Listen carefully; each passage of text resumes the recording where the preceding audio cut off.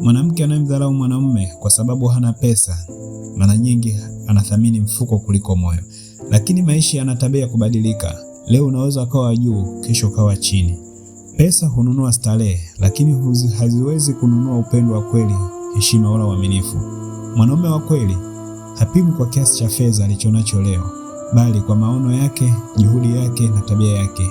Mwanamke mwenye hekima huangalia utu, sio pochi, kwa sababu pesa zinaweza kupotea, lakini tabia njema hudumu milele. Kwa wanawake wanaodharau wanaume maskini, kumbukeni tu, sio kila mwenye pesa ni mwenye upendo, na sio kila asiye na pesa leo atabaki hivyo milele. Wengine mnawapuuza leo, kesho wanakuwa baraka kwa watu wengine.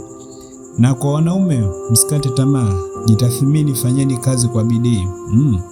Na msikubali thamani yenu ipimwe na akaunti ya benki. Atakayekupenda kwa dhati atakupenda hata ukiwa huna kitu. Kwenye safari ya mafanikio, si tu unapofika mwisho.